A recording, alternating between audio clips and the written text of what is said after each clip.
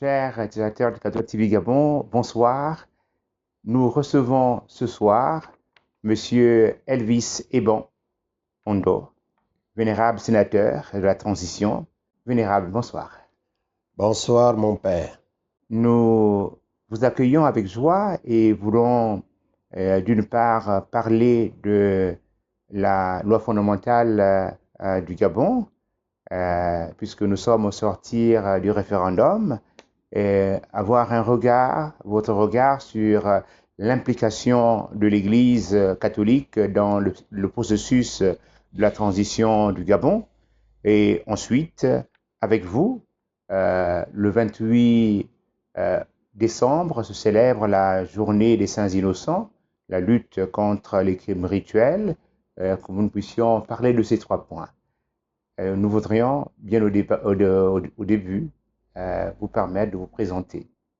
Je m'appelle Jean-Elvis Ebondo, je suis de nationalité gabonaise, inspecteur de l'éducation nationale retraité, acteur de la société civile, puisque je suis le père fondateur de l'association de lutte contre les crimes rituels. Actuellement, j'occupe le poste de vice-président de la commission de loi des affaires administratives chargée des droits de l'homme au Sénat de la transition en République gabonaise.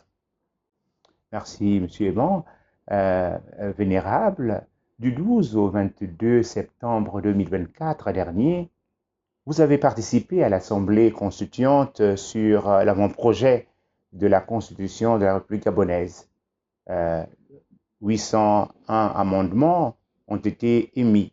Et aujourd'hui, après le vote référendaire, cette Constitution a été plébiscitée, près de 92% du corps électoral. Quel est votre sentiment en votre qualité de chrétien catholique et de sénateur ayant pris part aux travaux de l'Assemblée constituante?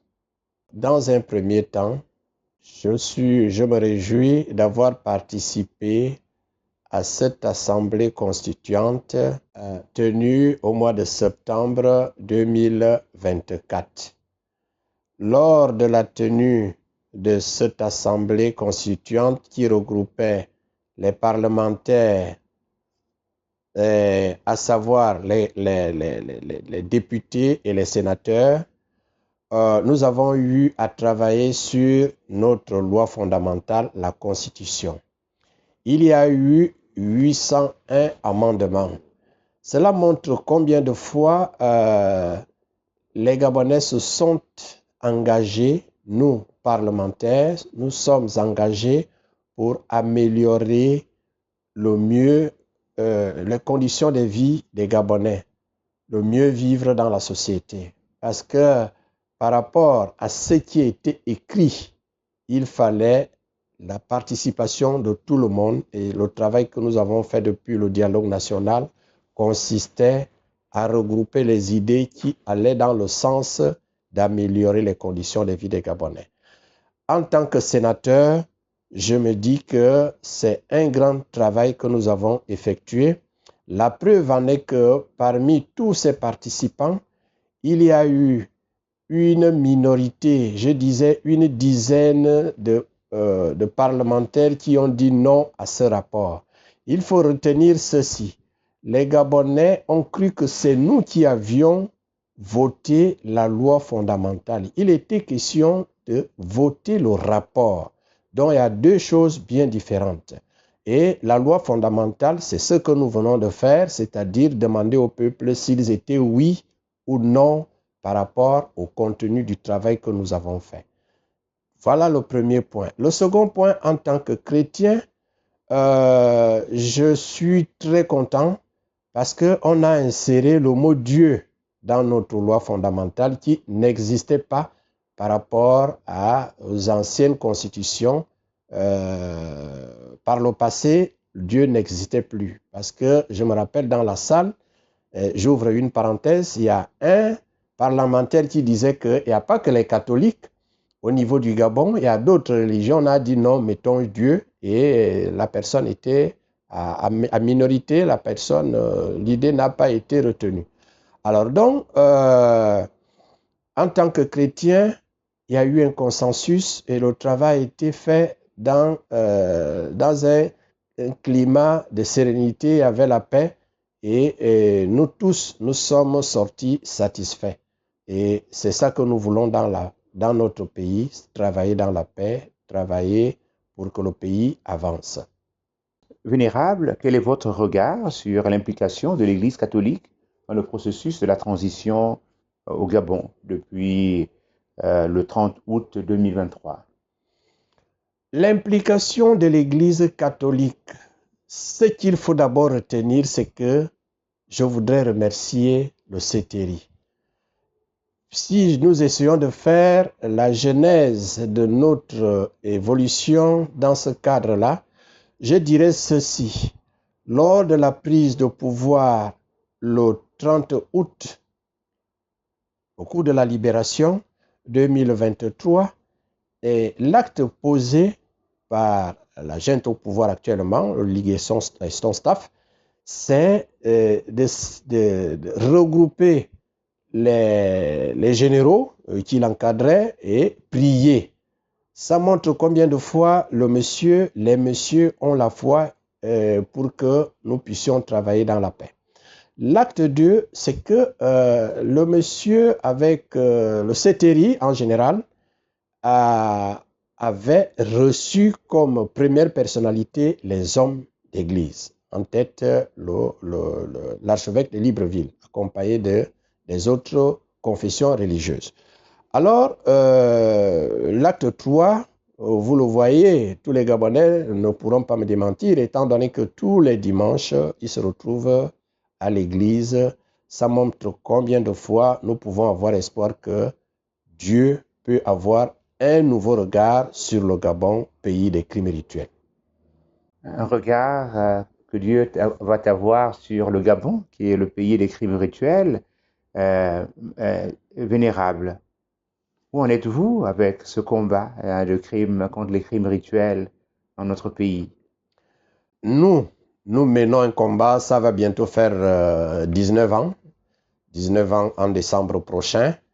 Et notre combat, nous évoluons en fonction de l'adversaire. Adversaire ici, c'est pas trop dur, mais en fonction des hommes des ténèbres qui veulent amener le Gabon dans un chaos total comme Sodome et Gomorrhe.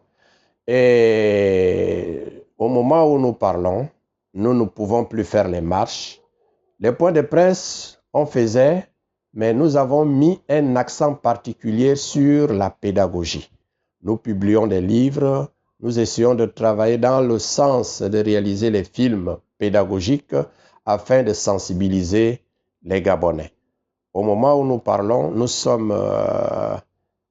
avons déjà rédigé, publié 6 livres. Alors, la sensibilisation, c'est ça. Car si on met l'accent sur la pédagogie, vous, hommes de Dieu, hommes d'église, avec l'évangélisation, je crois que nous pouvons essayer de récupérer ces âmes, ces jeunes, ces Gabonais qui dérapent pour des biens de la terre, qui mettent l'accent sur les biens matériels. Or, l'acte 1, c'est l'amour du prochain. L'acte 1 que nous devons respecter, c'est respecter nos semblables. Car, comme on le dit dans la Bible, tu ne tueras point. Je crois que c'est le 4e commandement de Dieu. Y a-t-il pour cette année qui s'achève avec l'ouverture du jubilé un programme pour la célébration cette année de cette journée des Saints Innocents?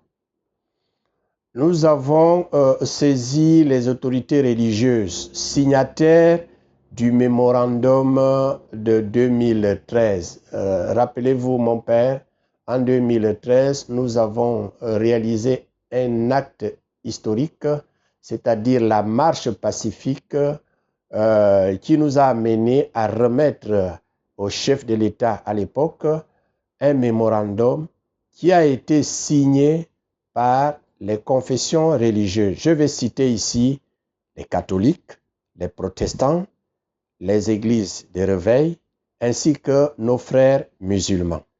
Alors, donc, le contenu de ce document historique que nous avons remis au président de la République, tous les signataires de ce document ont accepté que la journée du 28 décembre soit célébrée sur l'étendue du territoire national. Et c'est ça que nous avons rappelé, interpellé, même le CTRI, étant donné que, comme vous le voyez, comme je l'ai dit, le premier responsable du CTRI, le général Brice Oligui, étant croyant catholique, lui aussi doit être impliqué afin que cette fête nous prépare les événements de 2025. Car en 2025, comme vous le savez, quand il y a élection au Gabon, il y a le sang humain qui coule. La preuve en est que nous revenons d'une petite élection. Je parle de petite parce qu'il n'y avait pas d'adversaire. Il était question uniquement de dire oui ou non par rapport à notre référendum. Mais l'année prochaine, 2025, il y en aura les présidentielles, les locales et les législatives. Les Gabonais vont s'affronter. Ceux qui sont adeptes de ces pratiques-là rejoignent le groupe par rapport à ce qui se passe sur le terrain. Et voilà pourquoi nous avons commencé à découvrir les corps. Les corps, les corps, la petite fille que nous avons découvert tout dernièrement au quartier loué, une belle petite fille qui avait plein d'avenir, une très jolie fille, et je crois que cela doit cesser. Mais nous sommes tellement surpris que pendant que les militaires sont au pouvoir, on n'arrive pas à mettre un terme définitif, à éradiquer définitivement ce phénomène barbare qui retarde notre pays. Mais qu'ils fassent très attention, car la colère de Dieu peut s'abattre au niveau du Gabon. Sodome et Gomorrhe, nous devons faire un effort de ne pas aller dans ce sens-là. Merci, Vénérable. Un mot pour terminer cette rencontre? Le mot, c'est dans un premier temps, vous remercier votre chaîne, remercier aussi les autorités qui m'ont permis d'assister au dialogue national, à la constituante, dialogue national avec les recommandations qui ont été retenues pour la commission justice, vérité et réconciliation, puisqu'il y a eu des recommandations qui ont été retenues là-dedans. Vous remercier parce que vous me donnez l'opportunité d'interpeller les hautes personnalités signataires de ces mémorandums, car ils doivent respecter leur signature. Et le dernier point, c'est que la constitution que nous avons votée, on parle du traitement dégradant et inhumain. Ça n'existait pas. Les Nations Unies reconnaissent cela. Donc, on doit vraiment remercier les participants qui ont inséré ce mot-là concernant la nouvelle constitution, la nôtre loi fondamentale qui, je crois qu'au moment où nous parlons, elle est déjà promulguée. Donc, vous comprenez pourquoi je suis satisfait. J'ai de l'espoir.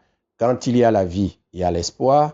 Et cet espoir fera en sorte que demain, nous allons vivre en harmonie.